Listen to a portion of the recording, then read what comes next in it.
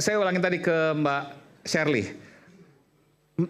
Saya mau sedikit gali lagi. Kenapa Anda mengatakan harus bencana nasional? Bukan harus bencana nasional, tapi kita rakyat dalam hal ini masyarakat publik kayak anomali, Mas. Karena kenapa dengan kondisi yang bahkan lebih parah dampaknya ini sikap yang sama tidak diperjuangkan. Dibanding tsunami 2004? Bukan tsunami 2024, sebutlah 2004 itu ditetapkan langsung bencana nasional kan. Ya. Tapi dalam hal ini perbandingannya adalah sikap Pak Presiden, Partai Gerindra di tahun sebutlah misalnya untuk bencana asap. Tahun berapa itu?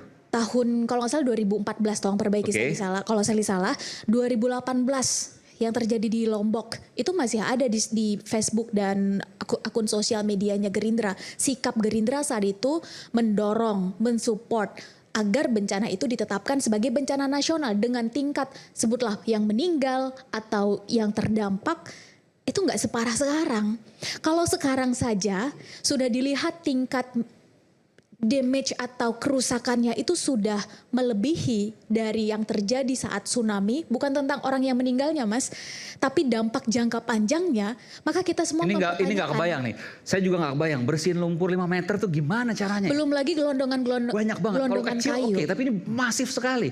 5 meter mau pakai eskavator berapa lama?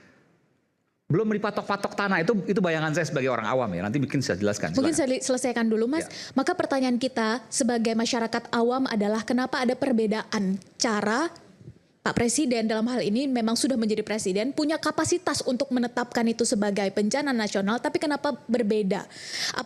Akhirnya publik bertanya, yang akhirnya viral belakangan, bukankah Sumatera juga bagian dari Indonesia? Maka muncul akhirnya bukan hanya tentang pemulihan ekonomi sosial, tapi akhirnya akan muncul rasa kenapa ada perasaan tidak sama ya. Bukankah ini juga dengan hadirnya Pak Presiden menetapkan bencana nasional, apalagi prioritasnya memang sekarang ke sana kan gitu ya Pak ya.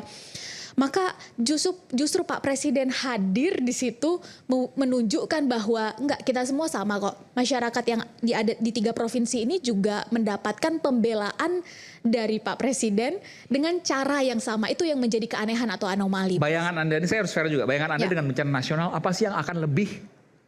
Yang pertama komando. Oke. Komandonya adalah terpusat.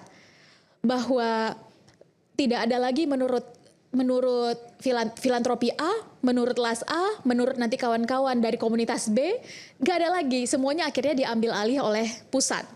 Yang kedua adalah dalam hal ini BNPB hadir adalah mendampingi pemerintah daerah. Tolong perbaiki saya kalau salah ya Pak. Nah dalam hal ini perlu kita pertanyakan kapasitas pemerintah daerah hari ini bukan hanya tentang dana. Gak mampu, Anda mengatakan itu?